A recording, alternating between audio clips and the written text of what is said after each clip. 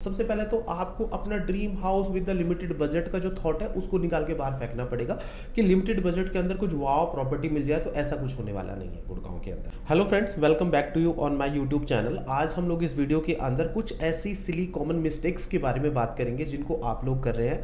हो सकता है आप भी कुछ ऐसी मिस्टेक्स कर रहे हो। अगर आप रियल एस्टेट के अंदर एक इन्वेस्टर हैं, या फिर आप एक एंड यूजर हैं, या फिर आप इन्वेस्टमेंट करने जा रहे हैं, या फिर आप कर चुके हैं, तो आज की ये वीडियो इसी टॉपिक पर होने वाली है। तो वीडियो को शुरू करते हैं। और हाँ, अगर आप मेरे चैनल के ऊपर अभी फर्स्ट टाइम आए हैं तो आप मेरे चैनल को सब्सक्राइब करें, बिल्कुल भी मत जाइए। लोग जिनकी सैलरी 1 लाख या 1 लाख से ज़्यादा है और उन्होंने अभी तक ये सोचा ही नहीं है कि हमें रियल एस्टेट के अंदर कुछ इन्वेस्टमेंट करना चाहिए, क्योंकि उनके अंदर एक परसेप्शन बैठा हुआ है कि मेरे खाते में अभी 10 लाख रुपए पड़े हुए हैं या 12 लाख रुपए पड़े हुए हैं, इनसे क्या ही रियल एस्टेट में मैं उखाड़ लूंगा। ये टीम का फीडबैक आता है कि सर क्लाइंट से बात करी, क्लाइंट बहुत अच्छा है, बट क्लाइंट कहता है कि मेरा बजट ही नहीं है, मेरे अकाउंट में 10-12 लाख रुपए पड़े हुए हैं, तो मैंने इस विषय में सोचा ही नहीं है कि मैं रियल एस्टेट में भी कुछ कर पाऊँ। ये बहुत बड़ी गलती कर रहे हैं आप लोग। तो सबसे बड़ी गलती ये कर रहे हैं आप लोग कि आपने अभी तक सोचा ही नहीं है कि मैं रियल एस्टेट में भी इन्वेस्टमेंट कर सकता हूँ। इसका सोल्यूशन क्या है?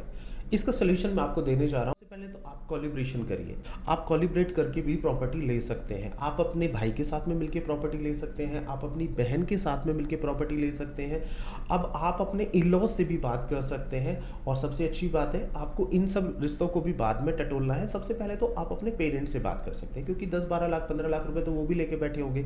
अभी कुछ ऐसे भी फैमिलीज होंगी जिनके पेरेंट्स अभी रिटायर आने वाले हैं। उन्होंने सोचा ही नहीं है कि रिटायरमेंट का पैसा पापा घर में लेकर के आएंगे और उस पैसे का करना क्या है। बस एक थॉट है कि पापा रिटायर आएंगे, पैसा आएगा और बस कुछ ख्याली पुलाव भी आपने पकाने शुरू कर दिए होंगे कि ये करेंगे वो करेंगे। बिल्कुल गलत। ये बहुत बड़ी गलती करने आप जा रहे हैं। पैसा आ रहा है, पैसा आने से पहले उसकी प्लानिंग आप कर लीजिएगा, क्योंकि पैसा आपके आने से पहले वो अपने रास्ते ढूंढ के आता है। आपको पता भी नहीं चलेगा कि 3 महीने के अंदर, 6 महीने के अंदर और 1 साल के अंदर पापा जी का पैसा गया कहाँ। और पापा जी फिर ठेकरा फोड़ेंगे पूरी जिंदगी भर आपके पास में कि मैंने जो कमाया था वो भी पैसा चला गया। तो पैसे को चैनलाइज करें, इन्वेस्ट करें, राइट।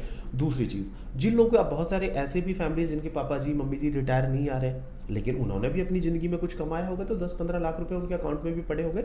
तो आप पापा जी मम्मी जी से भी बात करके आप उनके साथ में कोलिब्रेट कर सकते हैं और एक प्रॉपर्टी का एक डाउन पेमेंट की आप एक फंडिंग तैयार कर सकते हैं।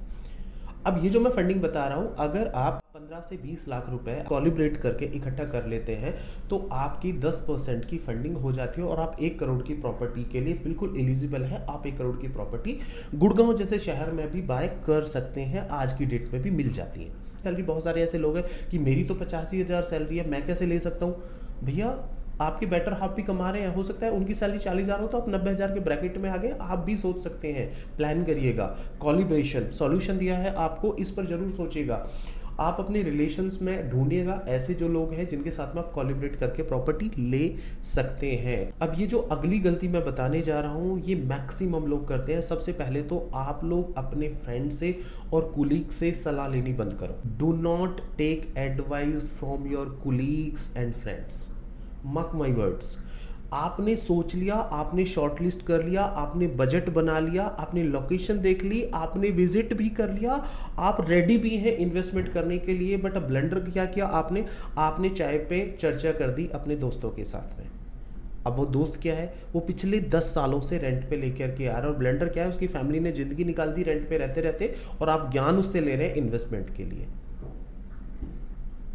दूसरी मिस्टेक क्या करते हैं, आप ऑफिस में बैठे हैं, लैपटॉप चल रहा है, बगल में आपके कोई कोलिग्स बैठा है, बात ही बातों में निकल गया, यार संडे को तुम कहाँ थे, मैंने अपने घर पे आपको लंच के लिए बुलाया हुआ था, आप आए नहीं। तो बोलते यार मैं एक साइट विजिट करने गया था, प्रॉपर्टी देखा। अरे यार तू प्रॉपर्टी ले रहा है गुड़गांव जैसे शहर में, अरे तुझे पता नहीं है वहाँ पे तो अभी गुड़गांव की तो मार्केट ध्वस्त होने वाली है, गुड़गांव तो बर्बाद होने वाला है यार, तू गुड़गांव में फंसने जा रहा है, अरे तू प्रॉपर्टी लेने जा रहा है यार, तूने पूछा नहीं यार, अच्छा तूने बताया नहीं यार, तू कहाँ देख क्या।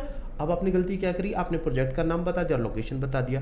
बाय गॉड, वो आपको ऐसे भर भर के ज्ञान देगा ना आपका कुलीग, आपका जो गुब्बारे में हवा भरा हुआ था ना, वो छोटी सी पिन से फुस करके सारा निकाल देगा। माय डियर फ्रेंड्स, 2017 से मार्केट के अंदर रेरा फॉर्म हो चुका है।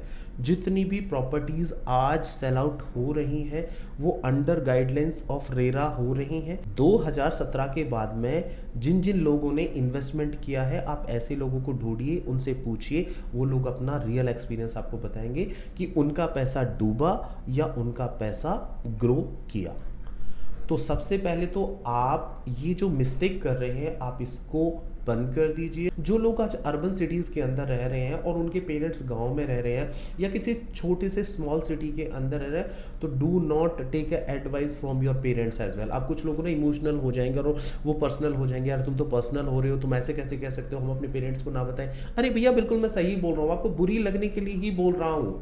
आप अपने पापा जी का, दादाजी का रिकॉर्ड उठा के देखिए, आपके पापा जी लेगेसी के बैठे हुए हैं जो दादाजी से उनको ट्रांसफर होके आई है। उन्होंने अपने पूरे जीवन काल के अंदर अपनी रिटायरमेंट होने के बावजूद में 3 या 4 बच्चों की शादी करी है और अपना एक घर बनाया है और आज एक अपना अच्छा सा लाइफस्टाइल जी रहे हैं। कोई बहुत बड़ी उन्होंने प्रॉपर्टियां नहीं बनाई है छोटे शहर के अंदर। आप उनसे जब सलाह लोगे तो उनको नहीं पता गुड़गांव की ज्योग्राफिकली लोकेशंस के बारे में, उनको नहीं पता गुड़गांव की सिटी के बारे में, उनको नहीं पता मुंबई के बारे में, उनको नहीं पता गुजरात के बारे में, उनको नहीं पता पूना के बारे में। उनका थॉट पता है क्या होता है? उनका थॉट ऐसा होता है, बेटा प्रॉपर्टी बनाती है तो नियर ही बनानी चाहिए, दूर कौन जाएगा। अब आप रह रहे हैं गुड़गांव जैसे शहर में, मुंबई जैसे शहर में, और सलाह ले रहे हैं पापा जी मैं एक प्रॉपर्टी देख के आ रहा हूं, बट कहता बेटा नहीं बिल्कुल नहीं लेना। गलत नहीं है, बट पापा जी का वो आईक्यू नहीं है, पापा जी का वो थॉट प्रोसेस नहीं है। पापा जी ने गुड़गांव, मुंबई, कोलकाता, बेंगलोर जैसे बड़े शहर को नहीं देखा है अभी, और आए भी हैं तो आपने बुलाया है, वो 10, 15, 20 दिन रह के आपके पास में चले गए हैं, और वो छोटे शहर में उन्होंने उतना ही देखा है जिन्होंने अभी तक उनको जितना एक्सपीरियंस, और वो उसी के बिहाफ पे आपको ज्ञान दे रहे हैं। तो आप सबसे पहले आपका डिसीजन आपका होना चाहिए। एलिजिबिलिटी मैं बता चुका हूं, अगर आप उस कंडीशन में है तो आप प्रॉपर्टी बना सकते हैं। मैं ही नहीं कह रहा कि आप 2 करोड़, 3 करोड़, 4 करोड़, 5 करोड़ की प्रॉपर्टी पे जाओ, नहीं, आप 50 लाख से स्टार्ट कर सकते हैं, 50 लाख की प्रॉपर्टी को सर्च आउट कर सकते हैं। अब ये जो अगली मिस्टेक मैं आपको बताने जा रहा हूं, ये बहुत कॉमन मिस्टेक है जिसे 100 में से 70-75% लोग कर ही रहे हैं। कहीं ऐसा तो नहीं कि आपके साथ भी ऐसा हो रहा है और ये गलती आप भी कर रहे हैं? और ये गलती कौन सी है? Please do not influence others.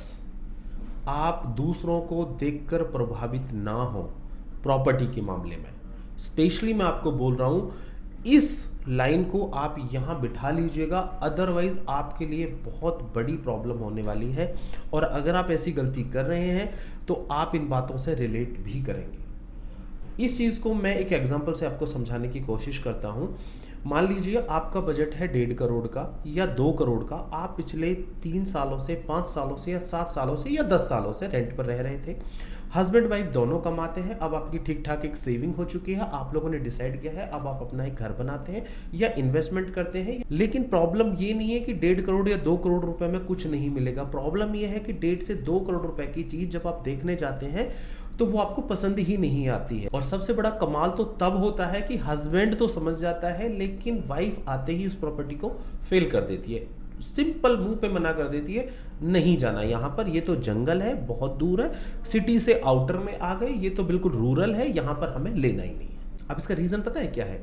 Reason ये है कि आप जिस सोसाइटी में रह रहे हैं आप उस लोकेशन के आदी हो चुके हो। अब आप जब इन्वेस्टमेंट करने के लिए आप अपनी फैमिली के साथ में साइट विजिट करने के लिए आते हो, और फैमिली जब उस लोकेशन को, उस प्रोजेक्ट को देखती है तो आते ही मुंह पे मना कर देते सीधा, कहाँ लेकर आ गए, ये तो जंगल है, यहाँ तो कोई डेवलप ही नहीं हुआ है, यहाँ बच्चों के स्कूल कहाँ है, यहाँ तो मॉल ही नहीं है, अरे हम लोग जहाँ रहते हैं वहाँ से यहाँ लेंगे तो लोग क्या कहेंगे, अरे तुमने यहाँ कर लिया है।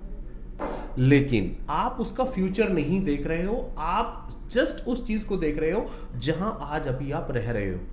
और प्रॉब्लम यह है कि उस बजट के अंदर उस लोकेशन में कुछ आता नहीं है, तो आपकी मिस्टेक ये होती है कि आप उसे दूर बोल करके उस लोकेशन को छोड़ देते हो और वहां पर आप कोई इन्वेस्टमेंट नहीं करते। तो ऐसी गलती कहीं आप तो नहीं कर रहे हैं। ऐसे बहुत सारे एग्जाम्पल्स हैं जिन लोगों ने द्वारका एक्सप्रेसवे के ऊपर 5,000 रुपए की प्रॉपर्टी पर स्क्वायर फीट के हिसाब से नहीं ली, आज वो लोग 14,000 रुपए, 15,000 रुपए पर आज खरीद रहे हैं। जीता जागता सबूत है जी, गुड़गांव में लोगों के बजट नहीं थे, लोगों प्रॉपर्टी नहीं ले रहे थे, लोगों को सोहना बताना शुरू किया, लोग सोहना नहीं जाना चाहते थे। स्पेशली मैं गुड़गांव का नाम इसलिए ले रहा हूँ क्योंकि मैं गुड़गांव की रियल एस्टेट मार्केट के अंदर काम करता हूँ।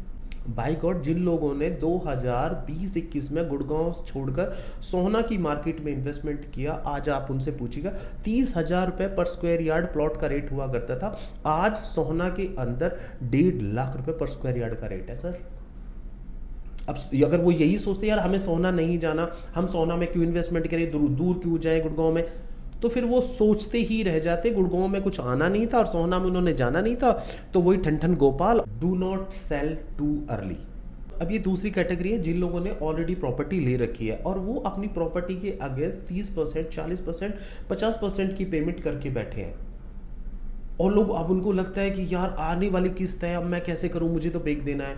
नहीं, बिल्कुल भी पैनिक नहीं होना है। आप कोशिश करिएगा प्रॉपर्टी को रिटेन करिएगा, क्योंकि अगर आप बहुत जल्दी अपनी प्रॉपर्टी को बेच देते हैं तो माइंड माय वर्ड्स, बिकॉज आप एक बहुत बड़ा डेंट खाने जा रहे हैं। क्योंकि रियल एस्टेट रातों रात नहीं बढ़ता है, और एक साल के अंदर अगर आप देखोगे तो मार्केट का जितना पैसा ऊपर गया है उतना इन्फ्लेशन भी तो बढ़ा है। अगर आप अपने उस प्रोजेक्ट के अंदर जो आपने इन्वेस्टमेंट किया है, आपने 40% या 50% पेमेंट दे भी रखी है, तो आप 7% का इन्फ्लेशन भी लगा लीजिए उसके ऊपर। जब आप 7% का इन्फ्लेशन रखाएंगे, जो आपने अप्रिशिएशन अभी आपको दिखा रहे हैं लोग इतना बढ़ रहा है, इतना बढ़ रहा है, वो नीचे भी आ जाएगा। इन्फ्लेशन को भी तो हम लोग काउंट करेंगे ना। तो आप अपनी प्रॉपर्टी को बहुत जल्दी सेल ना करें। अगर कोई बहुत ज़्यादा अर्जेंसी आपको नहीं है, या बिल्कुल आपके सारे रास्ते बंद हो चुके हैं, आप अगली ईएमआई नहीं दे सकते या फिर अगली डिमांड आप नहीं दे सकते, और कोशिश करिएगा कि प्रॉपर्टी को आप मैक्सिमम टाइम के लिए होल्ड करें।